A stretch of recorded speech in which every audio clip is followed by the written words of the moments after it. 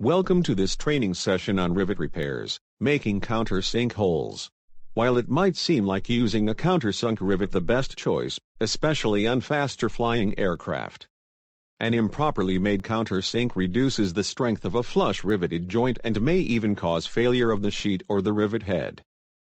Machine or drill countersinking and dimpling or press countersinking are the most common methods used for flush, countersink, riveting. The proper method for any particular application depends on the thickness of the parts to be riveted, the height and angle of the countersunk head, the tools available, and accessibility. When using countersunk rivets, it is necessary to make a conical recess in the skin for the head. The proper degree and diameter countersink and cut only deep enough for the rivet head and metal to form a flush surface. When using a countersunk rivet there are other considerations. The countersinking process necessitates an increase in the number of fasteners to assure the required load transfer strength, because some material is removed in making the conical recess. Countersinking is done on metal below a certain thickness. A knife edge with less than the minimum bearing surface or actual enlarging of the hole may result. Edge distance must be greater as opposed to a universal head. Additionally, it has been found that countersunk holes have been responsible for fatigue cracks in aircraft pressurized skin. Pressurization cycles, fatigue and knife edges, mentioned earlier, are just some of the reasons for cracking on aircraft of this. Pressurized aircraft manufacturers are currently recommending the countersink depth be no more than 2/3 the outer sheet thickness or down to 0.020 inch minimum fastener shank depth, whichever is greater.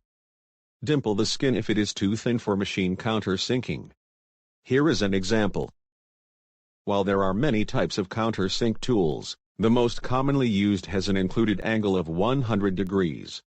Sometimes types of 82 degrees or 120 degrees are used to form countersunk wells.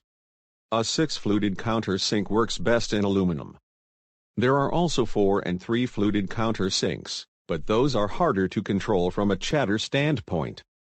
A single flute type, such as those manufactured by the Weldon Tool Company registered trademark, works best for corrosion-resistant steel. Chatter results in a countersink with a ragged edge and an inner surface that is chewed up in an undulated pattern. Before you start, always practice on a piece of scrap of the same type size as the repair material.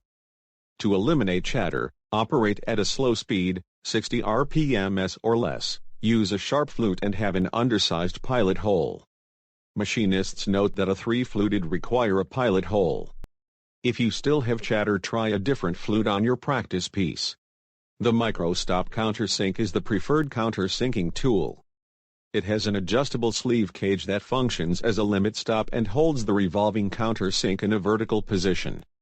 Its threaded and replaceable cutters may have either a removable or an integral pilot that keeps the cutter centered in the hole. Dimpling is the process of making an indentation or a dimple around a rivet hole to make the top of the head of a countersunk rivet flush with the surface of the metal.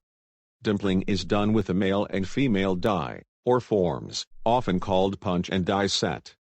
The male die has a guide the size of the rivet hole and is beveled to correspond to the degree of countersink of the rivet head.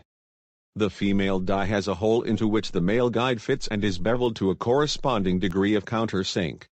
Rest the female die on a solid surface. Then, place the material to be dimpled on the female die.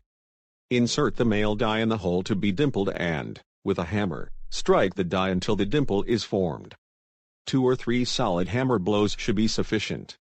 You can also use a hand squeezer. In subsequent sessions we will learn more about types of dimpling. This concludes this training session. We hope you found it useful.